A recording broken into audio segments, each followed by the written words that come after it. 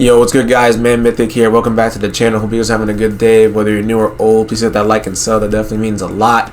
Some big 2K24 news came out today, so I'm going to be kind of like looking over everything today with you guys. I know I'm a little late to the party. I know some other YouTubers probably saw the information and talked to you guys before I did. But regardless, I'm going to talk about it anyway because my opinion matters too. So I'm going to be talking about it too and seeing what's good and what's bad. And if this 2K is looking like a dub or an L. So hopefully, and it can't get worse than this one, gameplay wise, or not, or just shooting wise, I should say. Can't get worse than this. So sit back, relax, get whatever you guys want to go eat, and hopefully you guys enjoy the video. Like it and subscribe if you're new. But let's fast forward to the video.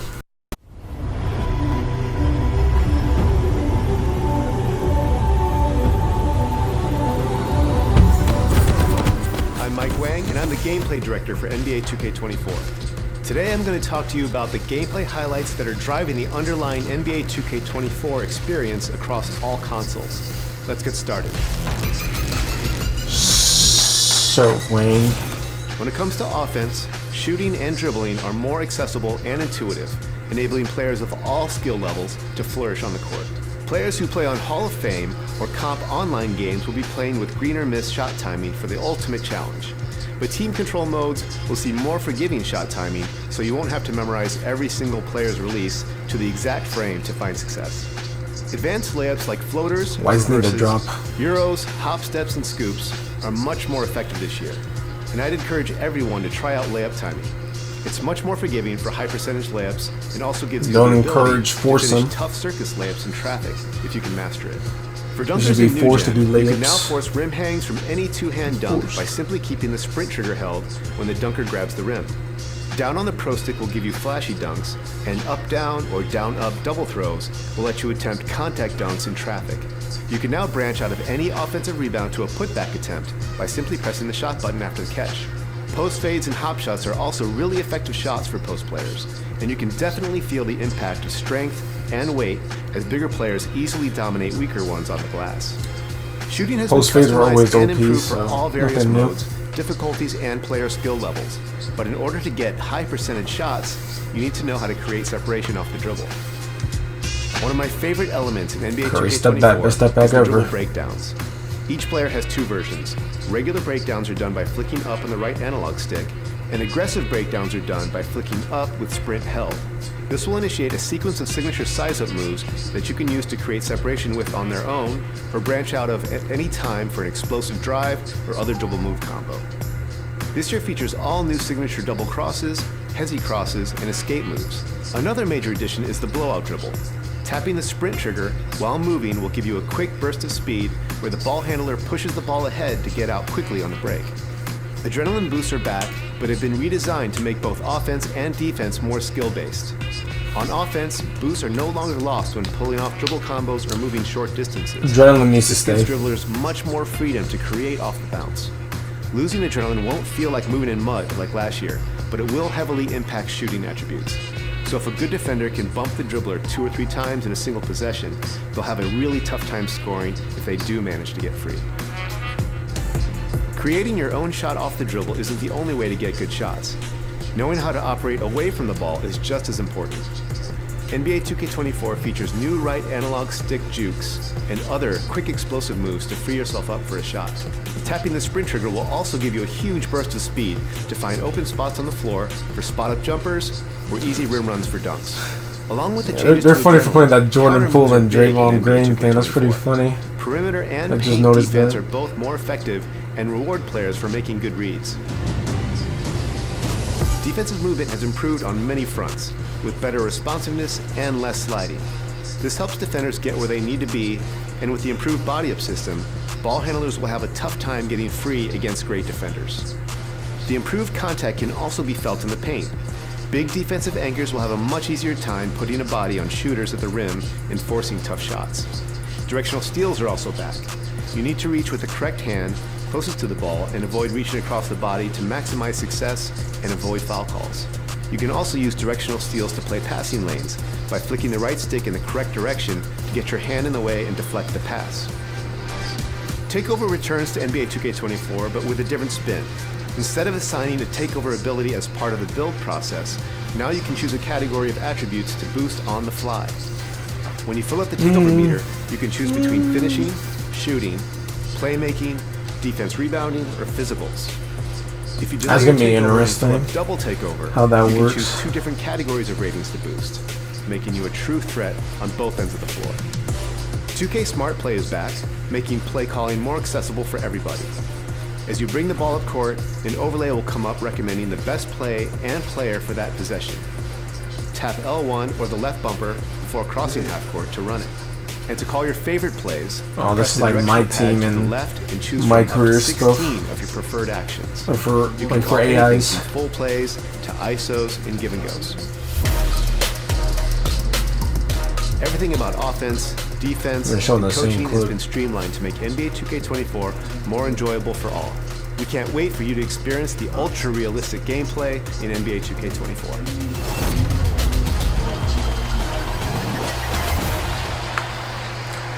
Hopefully it's not worse than 23, that's all I can say. But yeah, hopefully it's better than 23. Now we're gonna get into the shot timing. We're gonna go through like all the screenshots. So I think the first screenshot was the shot timing. So basically green or miss. I want to know what you guys think about that. I think it's a bad move just because look what happened last year. It really was a slasher's paradise. Hopefully they fix it. Maybe it's like a 2K20 shooting, or like I don't know. I know a lot of people didn't play 21 Next Gen, but the shooting on 21 Next Gen was pretty simple. So if they did shooting like one of those games, then I would be more commendable with the green or miss. Because the green and miss on 23 was literally bullshit. Let's be frank, it was bullshit.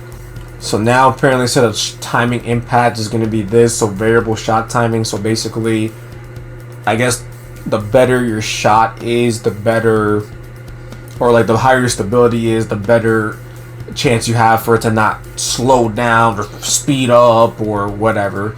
So basically, they might do the attribute thing. So the higher your mid range and 3 are, the better your shot stability will probably be. Then to go by something quick, I think there was something to do with like turning off your meter, which I don't know who uses their meter still, but there's going to be like a 20% increase on your meter this year. So I'll say it like that, like if you guys still use meters, maybe this is the year to finally get off your meter, because now you're gonna have a 20% increase with the meter off. So start learning your jump shot. It's kind of insane that people still use meters at the time to jump shot. Then I saw this interesting thing. So it's gonna be a much bigger green window for layups and dunks. Like people are gonna turn it on anyway. That's what I'm saying. Like if you're gonna make people have to time shots, people should have, slashers should have to time freaking layups and dunks. So that was the thing. It says that you have to green dunks for them to make them.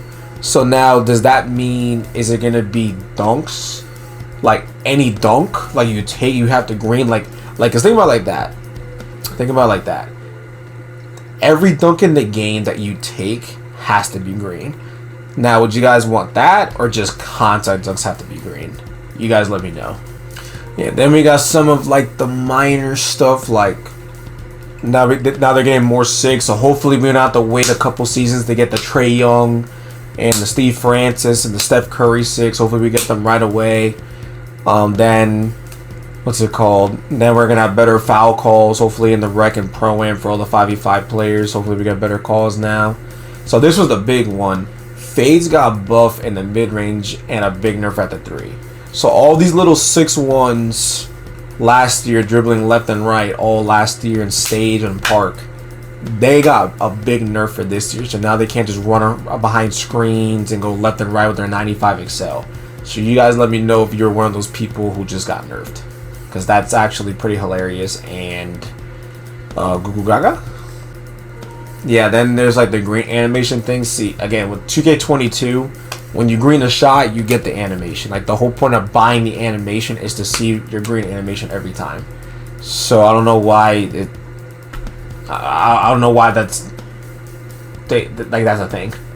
Then there was stuff about like pro play, like just stuff with your pro sticks, so like layups, free throws, fatigue bullshit with your fucking right stick. You know, if you guys do you guys even use right stick for like layups and besides like dunks and stuff? The contest system changed a lot. The main highlights greater emphasis on body position instead of hand location.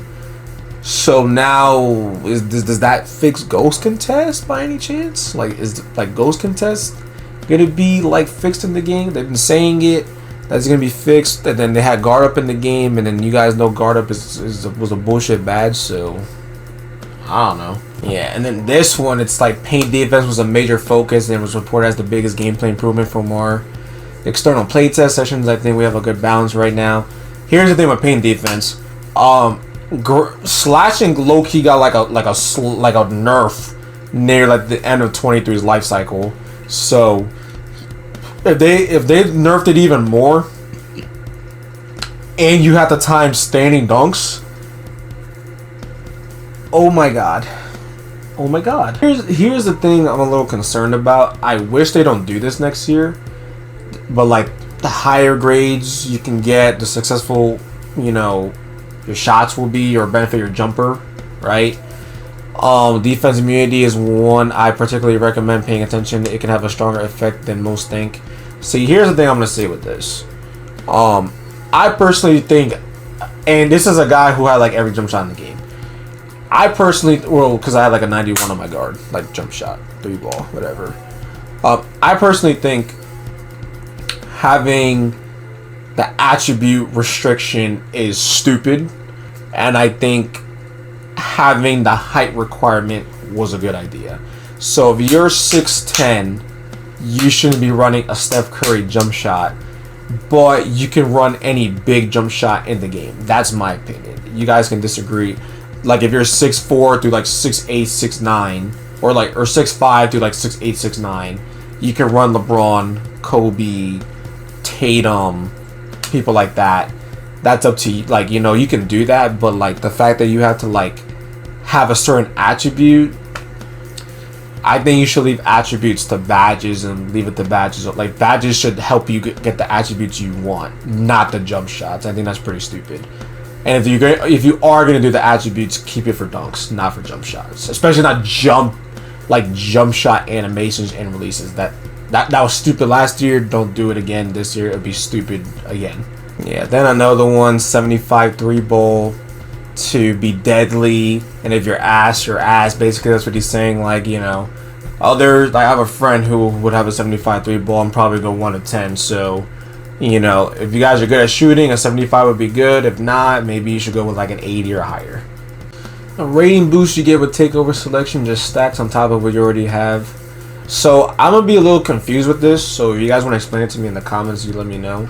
But like right now, it looks like it's just gonna help you, I guess, with attributes. And then if you're still a bum, you know, even with takeover, you're still gonna be a bum even with takeover. And then blah, this option has changed to shot time and visual cue. You have to pick the point animation after your release, jump, set point, push, or release. I'm assuming I'm assuming that's for jump shots, I guess. I mean, I guess. I'm assuming that's what it is. Maybe that's like, because like last year was early, late, very early. So I guess that's what's going to be now, whatever that is. So a couple more for end the video. And this is the thing I didn't want to see. There's still some seasonal releases, but a vast majority of gameplay information will be available on day one. So Mike, if you see this video or you see people tweeting, let the old animations in the game still be in the game. Let us not grind for the same animations we already got. You said you added 37 new animations. Let those be the animations we grind for. Let us keep the shit that we already have. Por favor. Yeah, then like I said, a couple more. Answer in a previous tweet, but yes, every shot that's not 100% smothered is greenable. Window size determined by a ton of factors, defensive ratings, and badges being the primary drivers. But don't worry, contested shots are very hard to knock down on higher difficulties. Now here's the thing. I have some shorts on my channel, so if you guys want to go check it out, I'll probably put links down either in the description or the comments. I made a couple 100%, not a couple, like one or two, like 100% smother shot this year. I made a few reds in Pro-Am and Rec this year. So it's gonna be one of those things where, like, if you are balling and you got takeover, you can definitely green a high contested shot. Whether you're all dribbling, stopping, popping, or post scoring, you can. Trust me, I've been there, I've done that, and I've had teammates who've been there and done that as well. And then, so not gonna lie to you, that's gonna be pretty funny, especially for I was going for new gen. It's gonna be pretty funny, like when you're like dribbling, you can like, cause I see like on like the trailer, it was like Jordan Poole like, oh come on Draymond, come on. So that's actually gonna be pretty funny. They should definitely have some post emotes. Would be pretty funny, but that's fine. We do baby steps. Like, these emotes would be fine. And so we're down to like the last 3 tweets. So as of now, so steel block attempts will consume adrenaline bars. First bar is 20% nerf, 2 bars 40% nerf, and then 3 bars is going to be a 75% nerf. So for all the locks and the wannabe locks in the 2K community, how do you guys feel about that? So like me personally, at least last year, like steals and blocks were kind of like, especially steals were kind of like luck based. So seeing that, now people are gonna have to like use like their brains and use the analog at the right time, or else offense is gonna overwhelm defense again. So I'm looking forward to that. So and hopefully the adrenaline, it works better offensively too to counteract this, because if it doesn't, then that would be all for naught. No generic number shots were all in real NBA player shots generated by Pro Play. There are a ton of options though. I'm sure you'll find something you like. We will, as long as you make it not attribute wise, and we can access any jump shot we want as long as it's height based, not attribute based. So hopefully you do that this year, Mr. Wang. Hopefully you do that this year. And then the final one is, the final tweet is, bigs are going to have a lot of fun dominating in the paint in 24. You can now branch out of any offensive rebound to a put pack after they catch those post fades and hop shots and blah blah blah. Strength. You know what's funny too? They said last year about strength, that strength was going to be the messiah and it's going to be great in this. So I think that's going to be a load of shit again. I think as long as you know how to work the post and you're just a generally like a good big, you'll be fine whether you're freaking 250 or 220, in my opinion. So especially do you guys remember Bully? Did you guys even like use that fucking badge? Like, let's be honest. But I've taken enough of your time.